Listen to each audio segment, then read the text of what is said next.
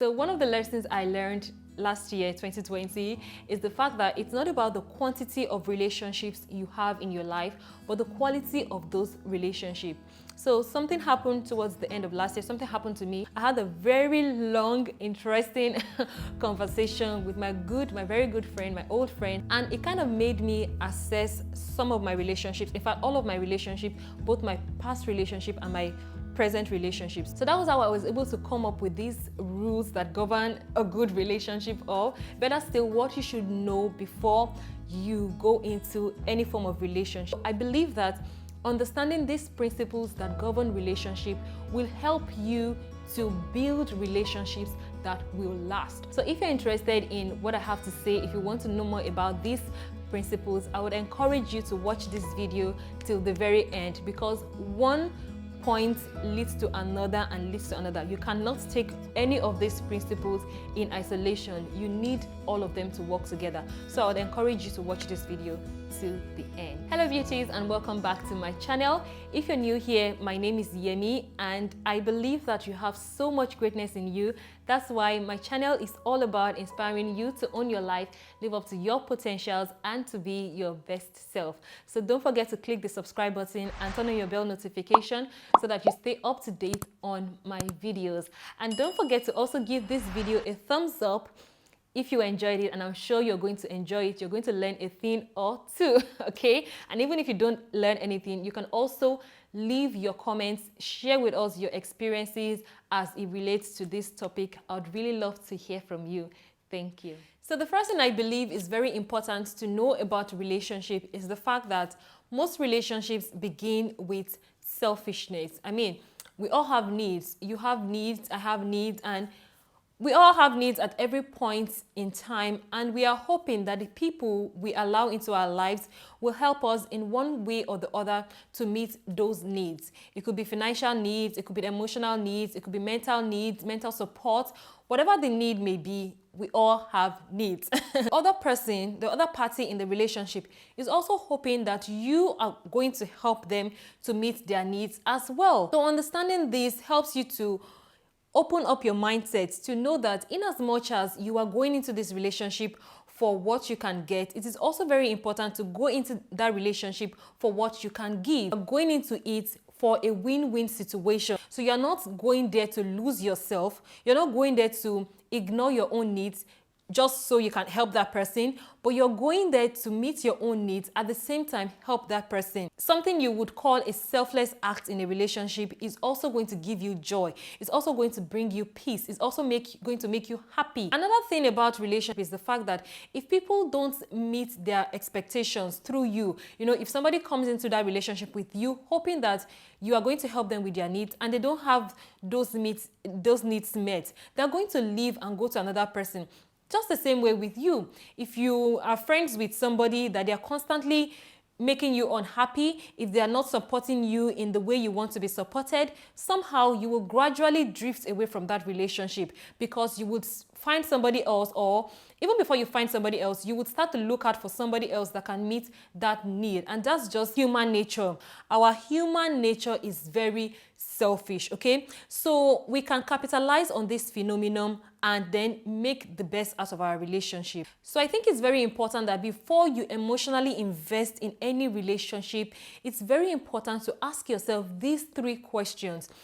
Number 1, what need, what expectation does this person have from this relationship, okay? Number 2, do I have the capacity to meet this person's needs? And number 3, do they have what I want?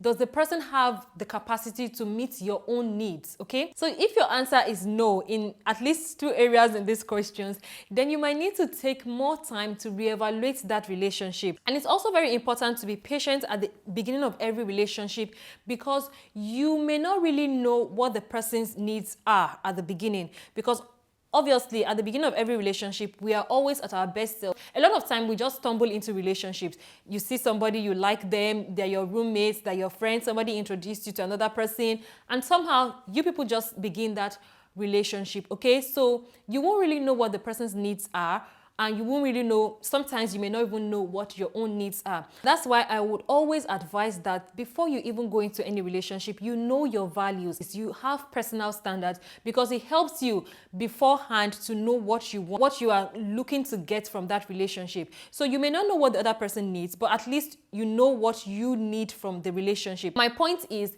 be patient at the beginning of every relationship before you emotionally invest or put in any form of investment that you may call regret later on. Be patient to figure out, the answers to these 3 questions that I mentioned earlier. Okay, so that is the first point. Most relationship begins with selfishness, and the understanding of that helps you to build relationships that last. At least from the foundation level, you are not setting yourself up for failure in that relationship.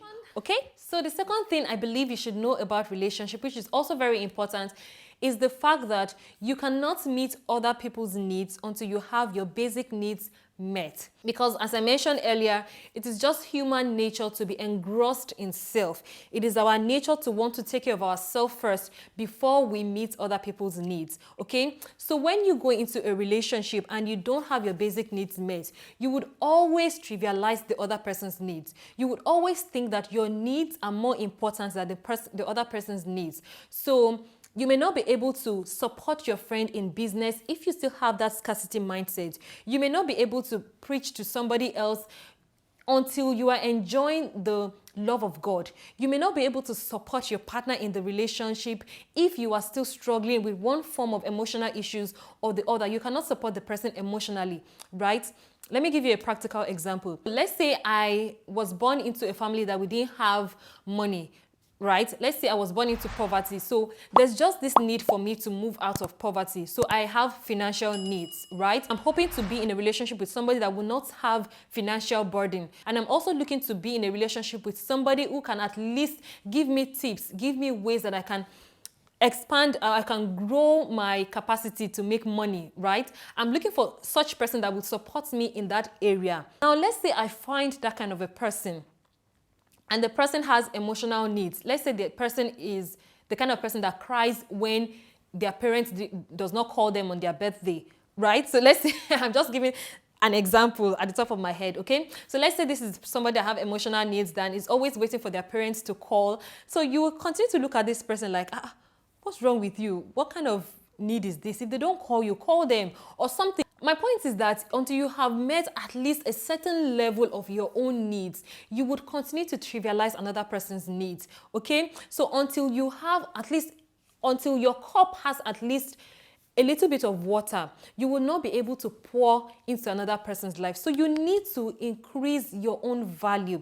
You need to work on yourself in certain areas. You need to move up at least, because whatever form of relationship you are in is an exchange of value. It's an exchange of something that is important. It's a give and take, just like I said earlier. So what I'm trying to say in essence is that for you to build relationships that will last, you need to do the work. You need to put in effort in growing yourself. You need to put in effort in dealing with the things that you're struggling with so that you will not overburden that person. Because once you begin to put all your needs on that person, you won't see their own needs. And at the same time, your own burden will be too much for them that they will want to go, that they will want to leave you. And that's how the relationship will dissolve. It will just, hit the rocks. Do you understand what I'm saying? That's why I said that self-awareness is very important. That way, it can be a win-win for everybody. And that's how you can build relationships that will last, okay? So the third important thing for you to know about relationship is the fact that all relationship thrives with communication. In communication, where there is good communication, such relationships thrive, okay? Now, I know that this is not something that you've not heard before, okay? It's very common, and I don't even need to emphasize the importance of communication in romantic relationship because that one is already overemphasized. But in our normal relationship, in our networking relationship, in our friendships, right, we tend not to communicate because of our familiarity or because of the way the friendship or the relationship started, right? We tend not to communicate our boundaries. We tend not to communicate our values. And I remember when I was in uni, there was one of my friends who doesn't tell lies. No matter what you ask her to do, if it's not the truth, she won't tell lies. So I remember that I used to ask her to cover up for me in so many times. If you've seen my video where I answered random questions about me, I was that friend that you could call to give you some kind of way out, you know, to just give you a line that you can tell somebody to to come off a situation, something like that. That, my friend, no matter how much you call her to cover up for you in any situation, if it's a lie, she's not going to do it. But I've asked her on one or two occasions to cover up for me, and she's like, no, it's a lie. And I'll be like, you self, your own is too much. But the truth is that that was her boundary. That's her standard. She doesn't want to tell lies, and that's the truth. And over time, she kept on communicating these boundaries. She communicated it over and over again to me with confidence. She wanted me to know the way she wanted to be seen in this relationship. She wanted me to know her boundaries in this relationship, and she kept on communicating it. And over time, I didn't even think of it to ask her to do such things for me anymore. I wouldn't even think of her, but we are still friends, okay? So we tend not to communicate in other relationships because we are afraid of, you know, the outcome of communicating our boundaries. We think that the person may leave and all of that. But the truth is, communicating helps your relationship to last. It helps you to build the relationships that are for you, okay? The right relationships that you need, something like that, okay? So over time, I wouldn't ask my friend to do something that I know that she would not do. Right? And then even from that experience with her, I learned to be a person of integrity. Over time, I realized that, you know what, I don't want to be this kind of person that people would always, nobody would take me seriously at the end of the day, right? So I learned that from her, and it helped our relationship. We are still friends, still date, okay? So my point is that all relationships thrive with communication. They grow when everybody are able to clearly communicate their boundaries, their values, their principles, what they want, what they do not want, regardless of, you know, what it is, regardless of how it will turn out to be. Just communicate. It's not that hard.